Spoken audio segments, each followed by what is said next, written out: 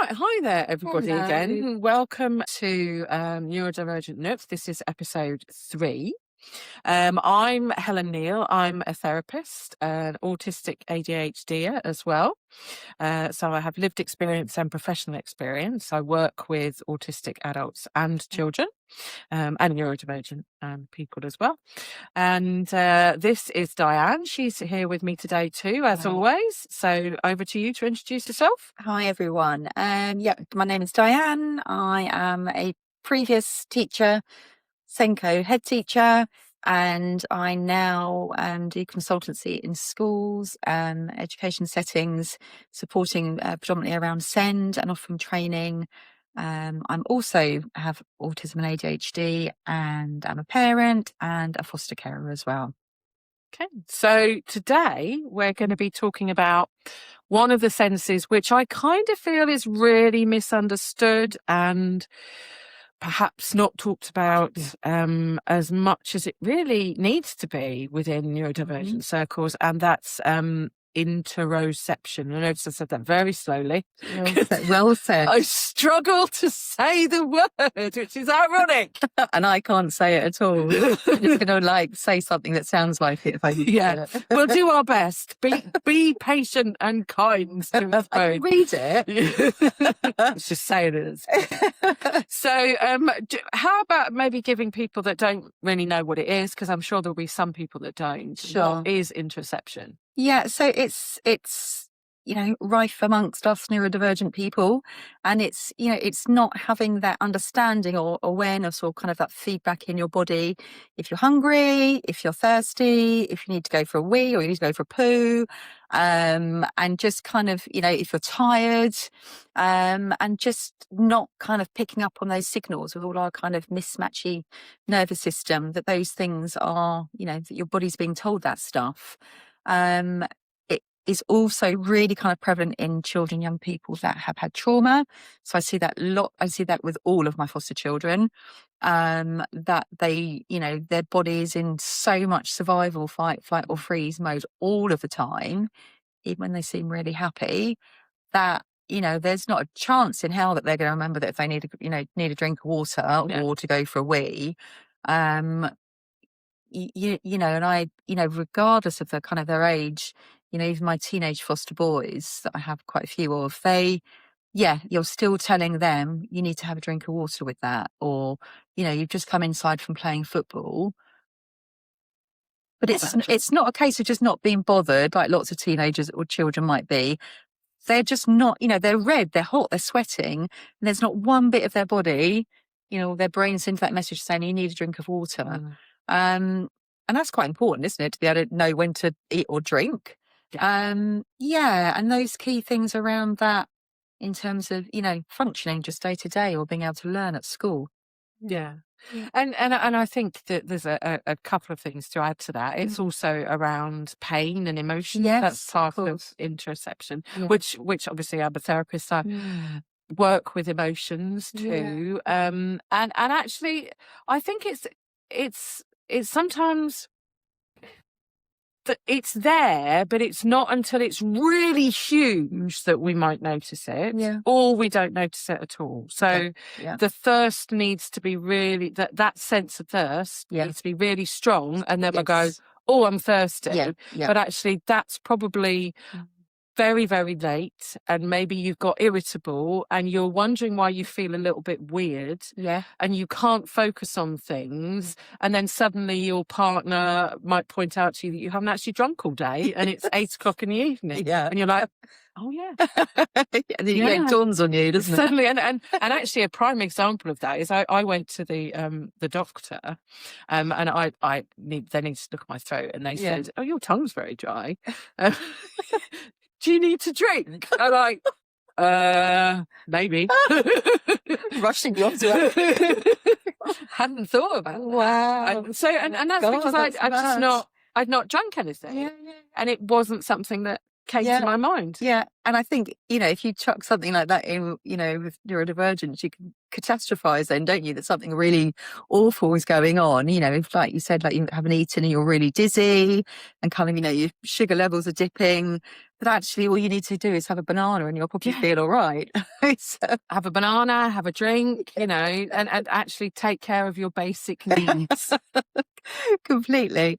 And, you know, having, you know, when I was in headship and always not making the time to sit down and have lunch, not making the time but you know, to have 10 minutes in between maybe meetings or a couple of meetings to go to the loo or, you know, fill up my water bottle, I would cram every single thing into that day and not even consider that those things needed to be factored in. And then wonder why, you know, like 3 o'clock in the afternoon, I had absolutely lost all energy, all happiness. Yeah, you know, but, you know, now that I work a lot from home, you know, I'm very lucky. My husband will say, I'm making lunch. Would you like me to make some for you? And he eats very healthily. So I can feel good in the daytime now. Yeah. But, you know, rely on that myself as an individual. And you know, I think I would have been dead and buried a long time ago. Absolutely. and as actually thinking about you talking about that and saying you lost all happiness, the other thing is throwing something like elepsithymia into the mix, where you know you struggle to name your emotions, to understand that emotional state you're in, and you just feel off. There's something not quite right, and you're not quite sure what it is because it's difficult to name it. And then you sort of put two and two together and you think, oh, well, maybe it's just because I've not eaten drunk. But then it becomes quite difficult because that understanding of the internal world around alexithymia is part of the interoception difference, isn't it? Yeah, completely. And I again, you made me thinking about, you know, foster children and young people that I look after that, you know, really struggle to kind of name and identify, you know, those feelings. That's really, really hard for them. And especially when they haven't even got necessarily sometimes the vocabulary from having, you know, been in a safe, nurturing environment or, you know, kind of good parenting to even question what those feelings might be, you know? Yeah. And it becomes quite difficult. And, you know, we can, as therapists, one of the things that we do is work through individual somatic responses, which is that individual body response. Yeah. But it's actually really hard for a neurodivergent person to do that, you know, to turn that focus internally and say, well, where are you feeling that? Actually, I don't know. And that's a perfectly legitimate response. You know, so how are you feeling? A lot of people, when they get the I don't know, they might think that's defiance or denial. And actually, they don't know. They don't know. And that's really important to understand. Yeah. And I think, can you tell me more about the pain part of it from your work with children and adults? Yeah, of course. So what I'm meaning here is that everybody experiences pain in a very different way. And the feedback that we get from that can be very, very different. So someone might not realise that they're in pain until like it hits really hard. Or they might be able to tolerate that pain in a very, very different way and it not become the all-consuming, all-singing, dancing experience that some people do have. All right, I'm with you. And I certainly can think about that with my foster children, that, you know, some experience, you know, what might seem kind of ridiculous response or reaction to a scratch, but actually for them it's really genuine and it's really real, you know, and how you then respond to that is how regulated or more dysregulated they come, isn't it? I mean, you made me laugh there talking about the word pain and not necessarily noticing it. When I was having my third child, the day I went into labour, I was also picking up another child from school. So I had to pick up, so I had my toddler, heavily pregnant, had to pick up a child in year 1 and then a child in year 2. And started having contractions when I was walking up to the school. Didn't really think anything of it really. Like, third time, Mum, I know what I'm doing. Waited at the school gates and it was really getting quite, you know, strong. Came back, cooked 3 children dinner, made packed lunches for tomorrow, thinking, okay, maybe. You know, went over on the yoga ball a couple of times just to try and chill myself out. And a couple of hours later, I went to the hospital, obviously as you do, and I was 7 centimetres dilated.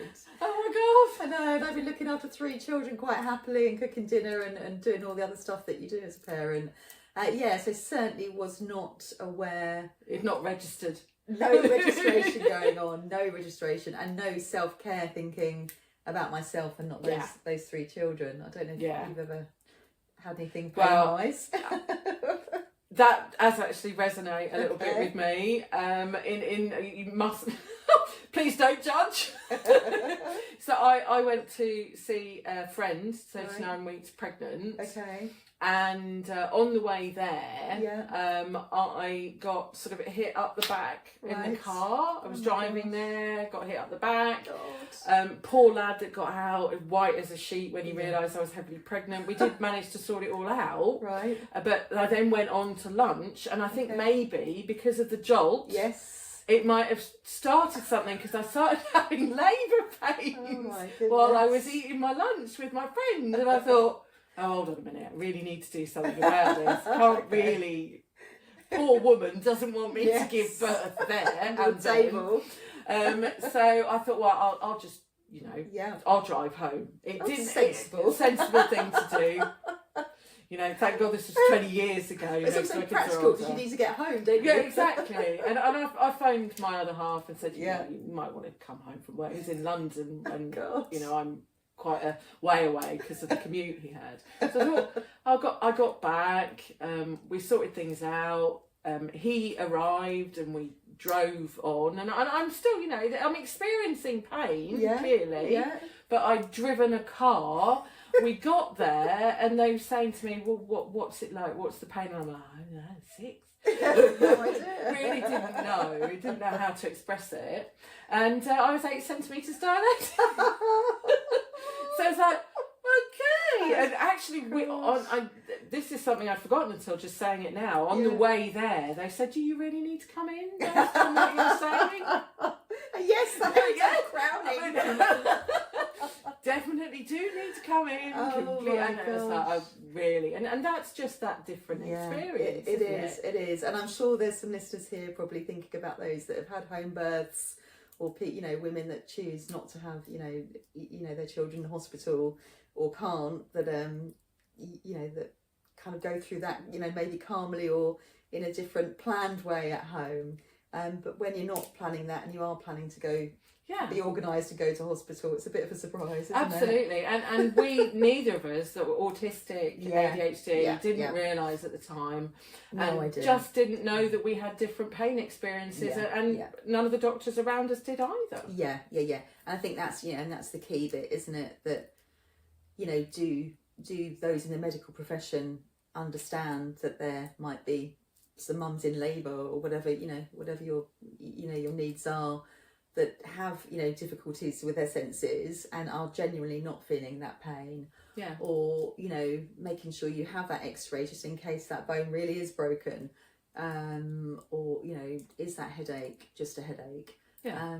Because we get in a muddle with that a lot of the time. We do, don't we? Absolutely do. And I think, I don't know whether it would be really helpful maybe as an educator to give maybe some thoughts and ideas about how we can support that within a school environment. And I think the 2 key things for me, and also kind of my bugbears really, are not when children and young people don't have access to using the toilet when they need to, and when they need a drink of water. And in primary schools, they've all got their tray, haven't they, on the middle of the shared tables, and they can get their water bottle just behind them. But if you put that in secondary school, then more often than not that pupil is expected to wait till break time. But if they haven't had a drink at break time, they haven't had a drink this morning because they forgot before they left, they potentially haven't had a drink since yesterday, and that happens. That's the reality. And we're talking about pupils then how are they going to learn if they're not even hydrated? And if you're talking about children, young people that aren't aware that they need to go to the loo, and then suddenly they are bursting to go to the toilet, what are we doing here? Are we waiting for a 15-year-old to wet themselves and be completely publicly humiliated. And the embarrassment factor it plays hugely into that neurodivergence, doesn't it? So much. And girls with periods as well. That's the same. That's interoception. Totally. Knowing when you need to change. All of that kind of stuff. And actually that feeling when you are menstruating can be really dysregulating. Absolutely, yeah. And I think, I know so many girls in that, in that place that end up being off school all week, because of all of that, all of that stuff you just said, and they just don't want that additional sensory overload of, being on their periods, and also at the risk that they might not be able to, go to the loo in the middle of a lesson if they need to. I mean, I know certainly plenty of teenage girls that if they need a wee, just say to the teacher, I'm on my period, so that they can be allowed to go for a wee. That's not right. And that's not okay. What job, unless obviously you're, doing surgery on somebody, what job do we not just pop out for a wee? Yeah. What job do we not just pick up our water bottle, or, our bottle that's next to us? Yeah. And yet we're training these children and young people to conform to things that just deny their basic needs, Absolutely. And just all genders. It's all about trying to ensure that we understand that, just as they might not know and they might not understand due to alexithymia and the emotions, they might not be able to name the emotion that they're experiencing. They might also not be able to realise until the last minute that they need the loo, so they're not being defiant. That's just the way that their body operates. And and of course, the reality is we can't have, classes and hundreds of children walking around corridors in schools. We know that, but at the same time, you're going to be making for, a child or young person making a lot more progress academically, if they have been for a wee, and if they have got their, had some lunch, and they have had a drink of water. We all function better as human beings in the day or at work, don't we, or as a parent, or whatever our role is in life, if we've done those things. Totally. And that's the bit that worries me, that there is so much pressure in schools and colleges now to get X, Y, and Z done in a day, and to follow and get all the lessons done and get all the curriculum met, that actually we're forgetting to just kind of think of those basic things, really. And if you add on the stress of a teacher or a teaching assistant to that, have they got the time to, to they think, oh, actually, maybe this child does need to pop to the loo. They've got autism, they've got ADHD, or whatever it might be, and actually they're probably not aware of that feeling, because I know that child. Just the basics. So it's maybe putting in that break to before thinking, this is a defiant moment. It's actually thinking, well, let's be curious, like we often say, about that particular child, and see whether might be something else going on. Completely. And it's just goes back to having a bit of empathy, doesn't it? Why is that child not concentrating? Maybe they need a drink. Maybe they didn't have an apple at break time and they just need a few mouthfuls of a piece of fruit. Certainly work with lots of young children where part of their sensory diet in the school day, whether it might be on the trampoline for their proprioception, or on the swing for their vestibular needs, is actually having a couple of slices of fruit, a slice of apple or a couple of slices of banana at 10 o'clock. Just so you can kind of pick them up again, and meet those sensory needs. And that's not rocket science, is it really, Absolutely not.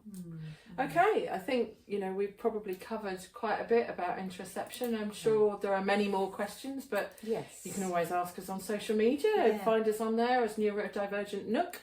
Please do ask questions.